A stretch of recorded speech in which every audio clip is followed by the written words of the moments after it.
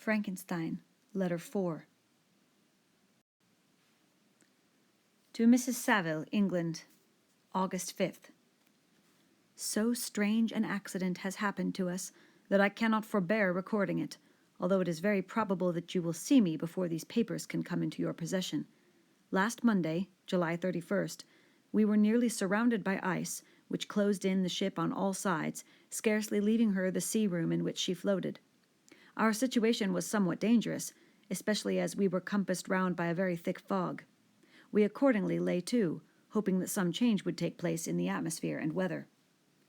About 2 o'clock the mist cleared away, and we beheld, stretched out in every direction, vast and irregular plains of ice which seemed to have no end.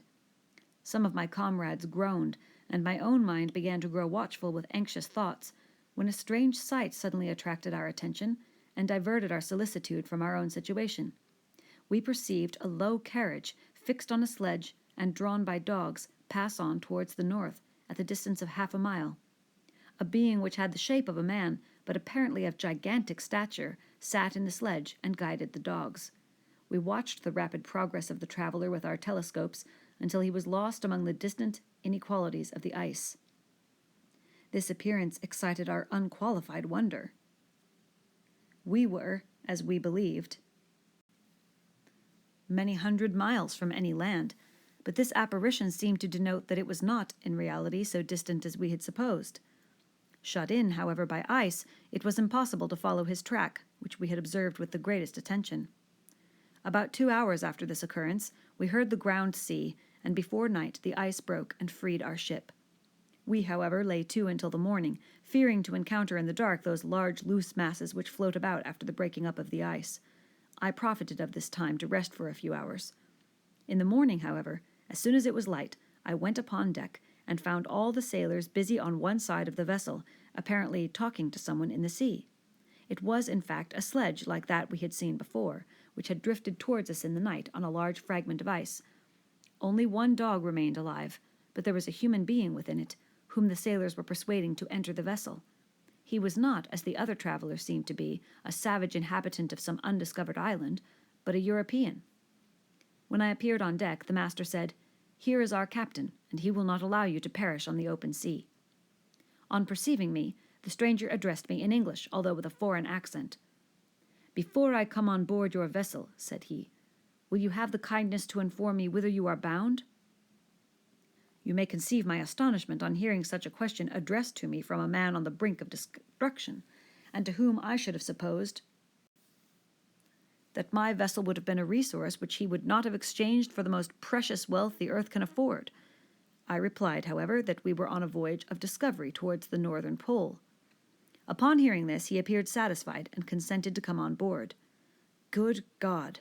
Margaret, if you had seen the man who thus capitulated for his safety, your surprise would have been boundless. His limbs were nearly frozen, and his body dreadfully emaciated by fatigue and suffering. I never saw a man in so wretched a condition. We attempted to carry him into the cabin, but as soon as he had quitted the fresh air, he fainted. We accordingly brought him back to the deck, and restored him to animation by rubbing him with brandy and forcing him to swallow a small quantity. As soon as he showed signs of life, we wrapped him up in blankets and placed him near the chimney of the kitchen stove. By slow degrees he recovered and ate a little soup, which restored him wonderfully. 2 days passed in this manner before he was able to speak, and I often feared that his sufferings had deprived him of understanding. When he had in some measure recovered, I removed him to my own cabin, and attended on him as much as my duty would permit. I never saw a more interesting creature. His eyes have generally an expression of wildness, and even madness, but there are moments when, if anyone performs an act of kindness toward him, or does him the most trifling service, his whole countenance is lighted up, as it were, with a beam of benevolence and sweetness that I never saw equaled. But he is generally melancholy and despairing, and sometimes he gnashes his teeth, as if impatient of the weight of woes that oppresses him. When my guest was a little recovered, I had great trouble to keep off the men who wished to ask him 1,000 questions, but I would not allow him to be tormented by their idle curiosity in a state of body and mind whose restoration evidently depended upon entire repose. Once, however, the lieutenant asked why he had come so far upon the ice in so strange a vehicle. His countenance instantly assumed an aspect of the deepest gloom, and he replied, "To seek one who fled from me." "And did the man whom you pursued travel in the same fashion?" "Yes." "Then I fancy we have seen him, for the day before we picked you up, we saw some dogs drawing a sledge with a man in it across the ice." This aroused the stranger's attention, and he asked a multitude of questions concerning the route which the demon, as he called him, had pursued. Soon after, when he was alone with me, he said, "I have doubtless excited your curiosity, as well as that of these good people, but you are too considerate to make inquiries." "Certainly, it would indeed be very impertinent and inhuman in me to trouble you with any inquisitiveness of mine." "And yet you rescued me from a strange and perilous situation. You have benevolently restored me to life." Soon after this, he inquired if I thought that the breaking up of the ice had destroyed the other sledge. I replied that I could not answer with any degree of certainty, for the ice had not broken until near midnight, and the traveler might have arrived at a place of safety before that time, but of this I could not judge. From this time the stranger seemed very eager to be upon deck, to watch for the sledge which had before appeared, but I have persuaded him to remain in the cabin, for he is far too weak to sustain the rawness of the atmosphere. But I have promised that someone should watch for him, and give him instant notice if any new object should appear in sight. Such is my journal of what relates to this strange occurrence up to the present day. The stranger has gradually improved in health, but is very silent, and appears uneasy when anyone except myself enters his cabin. Yet his manners are so conciliating and gentle that the sailors are all interested in him, although they have had very little communication with him. For my own part, I begin to love him as a brother, and his constant and deep grief fills me with sympathy and compassion. He must have been a noble creature in his better days, being even now in wreck so attractive and amiable. I said in one of my letters, my dear Margaret, that I should find no friend on the wide ocean, yet I have found a man who, before his spirit had been broken by misery, I should have been happy to have possessed as the brother of my heart. I shall continue my journal concerning the stranger at intervals, should I have any fresh incidents to record. August 13th. My affection for my guest increases every day. He excites at once my admiration and my pity to an astonishing degree. How can I see so noble a creature destroyed by misery without feeling the most poignant grief? He is so gentle, yet so wise.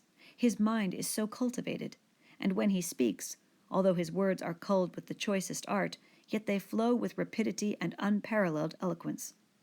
He is now much recovered from his illness, and is continually on the deck, apparently watching for the sledge that preceded his own. Yet, although unhappy, he is not so utterly occupied by his own misery, but that he interests himself deeply in the employments of others. He has asked me many questions concerning my design, and I have related my little history frankly to him. He appeared pleased with the confidence, and suggested several alterations in my plan which I shall find exceedingly useful. There is no pedantry in his manner, but all he does appears to spring solely from the interest he instinctively takes in the welfare of those who surround him.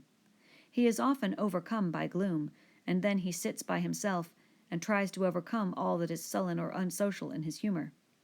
These paroxysms pass from him like a cloud from before the sun, though his dejection never leaves him. I have endeavored to win his confidence, and I trust that I have succeeded. One day I mentioned to him the desire I had always felt of finding a friend who might sympathize with me and direct me by his counsel. I said I did not belong to that class of men who are offended by advice. I am self-educated, and perhaps I hardly rely sufficiently upon my own powers. I wish, therefore, that my companion should be wiser and more experienced than myself, to confirm and support me, nor have I believed it impossible to find a true friend. I agree with you, replied the stranger, in believing that friendship is not only a desirable, but a possible acquisition. I once had a friend, the most noble of human creatures, and am entitled, therefore, to judge respecting friendship. You have hope, and the world before you, and have no cause for despair, but I have lost everything, and cannot begin life anew. As he said this, his countenance became expressive of a calm, settled grief that touched me to the heart, but he was silent and presently retired to his cabin. Even broken in spirit as he is, no one can feel more deeply than he does the beauties of nature.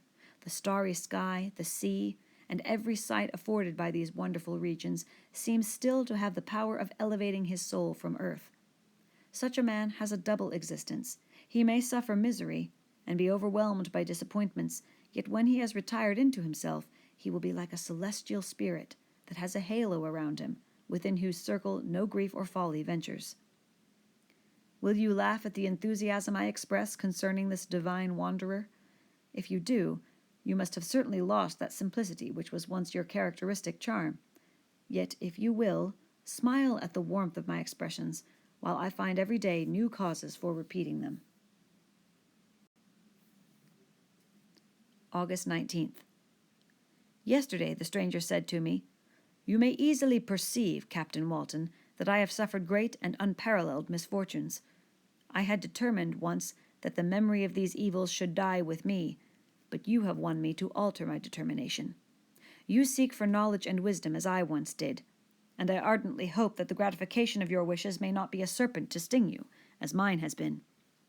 I do not know that the relation of my misfortunes will be useful to you, yet if you are inclined, listen to my tale. I believe that the strange incidents connected with it will afford a view of nature which may enlarge your faculties and understanding. You will hear of powers and occurrences such as you have been accustomed to believe impossible, but I do not doubt that my tale conveys in its series internal evidence of the truth of the events of which it is composed." You may easily conceive that I was much gratified by the offered communication, yet I could not endure that he should renew his grief by a recital of his misfortunes. I felt the greatest eagerness to hear the promised narrative, partly from curiosity, and partly from a strong desire to ameliorate his fate if it were in my power. I expressed these feelings in my answer. "I thank you," he replied, "for your sympathy, but it is useless. My fate is nearly fulfilled. I wait but for one event, and then I shall repose in peace." "I understand your feeling," continued he, perceiving that I wished to interrupt him, "but you are mistaken, my friend, if thus you will allow me to name you. Nothing can alter my destiny. Listen to my history, and you will perceive how irrevocably it is determined." He then told me that he would commence his narrative the next day when I should be at leisure. This promise drew from me the warmest thanks. I have resolved every night, when I am not engaged, to record, as nearly as possible in his own words, what he has related during the day. If I should be engaged, I will at least make notes. This manuscript will doubtless afford you the greatest pleasure, but to me, who know him, and to hear it from his own lips, with what interest and sympathy shall I read it in some future day?